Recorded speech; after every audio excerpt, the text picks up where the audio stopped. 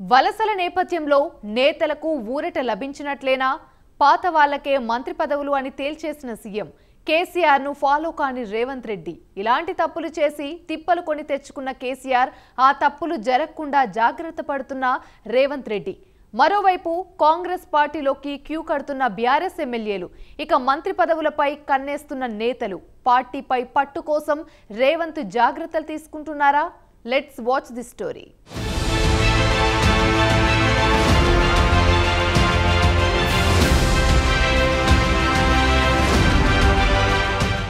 2023 ఎన్నికల్లో తెలంగాణ కాంగ్రెస్ పార్టీకి బొటాబొటీ మెజారిటీ వచ్చింది. దీంతో ప్రభుత్వం ఎప్పుడైనా కూలిపోతుందని కేసీఆర్ అండంతో సంచలనంగా మారింది.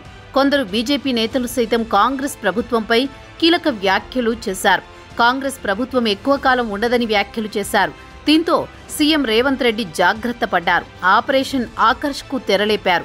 కనీసం 15 మంది ఎమ్మెల్యేలను బీఆర్ఎస్ నుంచి లాగేస్తేనే ప్రభుత్వం సుస్థిరంగా ఉంటుందని భావించారు. దీంతో గేట్లు ఓపెన్ చేశారు.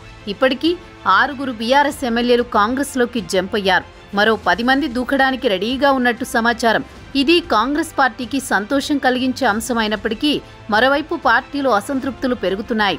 కొత్తగా చేరేవారికి మంత్రి పదవులు కట్టబెడితే తమకి మంత్రి పదవులు దక్కవేమో అనే అనుమానాలు వ్యక్తం చేస్తున్నారు పాత నేతలు. ఇప్పటికే పీసీసీ అధ్యక్ష పదవికి పోటీ పెరగడంతో సతమతమవుతున్న రేవంత్ రెడ్డికి వలసలతో మరో చిక్కొచ్చి పడింది. పార్టీ మనుగడ కోసం ఎమ్మెల్యేల వలసలు అవసరమని పార్టీ అధిష్టానం సైతం చెబుతోంది. ఈ క్రమంలో అటు వలసలను ప్రోత్సహిస్తూనే కాంగ్రెస్ పాత నేతలకు భరోసా కల్పించాలని రేవంత్ రెడ్డి భావించారు.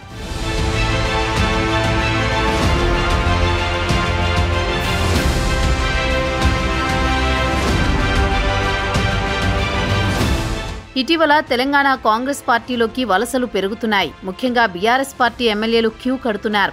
ఒకరి వెంట ఒకరు గోడ దూకేస్తున్నారు. దానం నాగేందర్తో మొదలైన వలసల పర్వం ఇంకా కొనసాగుతూనే ఉంది. తాజాగా చేవెళ్ల ఎమ్మెల్యే కాళీ యాదయ్య కాంగ్రెస్ కండువా కప్పుకున్నారు. వీళ్లందరూ మంత్రి పదవులు ఆశించే కాంగ్రెస్ పార్టీలోకి వస్తున్నారని కాంగ్రెస్ ఎమ్మెల్యేలలో గుబులు పట్టుకుంది. వలస నేతలకు మంత్రి పదవులు కట్టబెడితే మా పరిస్థితి ఏంటని ఆలోచనలో పడ్డారు.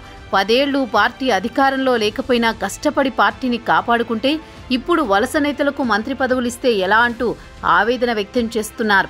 అంతేకాదు పార్టీపై కోపంతో కొందరు పక్కచూపులు చూసే అవకాశం ఉంది.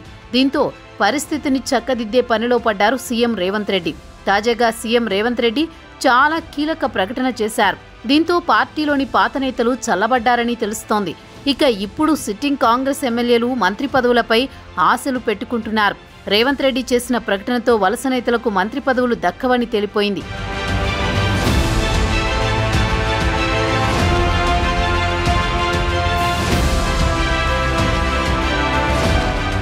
పార్టీలోకి వలసలు అధికమవడంతో సిట్టింగ్ కాంగ్రెస్ ఎమ్మెల్యేలలో నెలకొన్న అనుమానాలను తొలగించేందుకు నడుం బిగించారు సీఎం రేవంత్ రెడ్డి.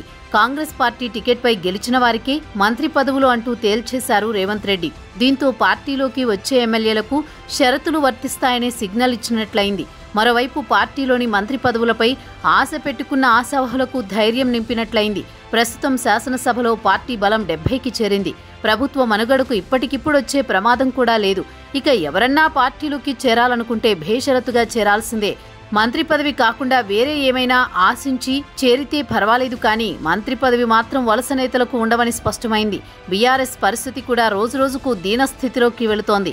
తాజా లోక్సభ ఎన్నికల్లో ఒక్క స్థానం కూడా గెలుచుకోలేదు. పార్టీ స్థాపించిన తర్వాత ఇంతటి ఘోర పరాభవం మొదటిసారి ఎదుర్కొంటోంది బీఆర్ఎస్. ఓటమితో పాటు పార్టీ 3వ స్థానంలోకి పడిపోవడంతో నేతల్లో తమ రాజకీయ భవిష్యత్తుపై భయం పట్టుకుంది. దీంతో అధికారంలో ఉన్న కాంగ్రెస్ పార్టీతో జతకడుతున్నారు.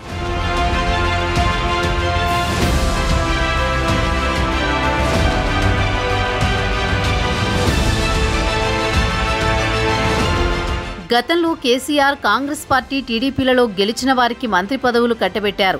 దీంతో కొంత నష్టం కొంత లాభం జరిగింది. ఇప్పుడు రేవంత్ రెడ్డి మాత్రం వలస నేతలకు మంత్రి పదవులు ఇవ్వకుండా నిర్ణయం తీసుకున్నారు. ఈ విషయంలో రేవంత్ రెడ్డి కేసీఆర్ను ఫాలో కావడం లేదని రాజకీయ విశ్లేషకులు చెబుతున్నారు. కేసీఆర్ చేసిన తప్పులు రేవంత్ రెడ్డి చేయడం లేదు.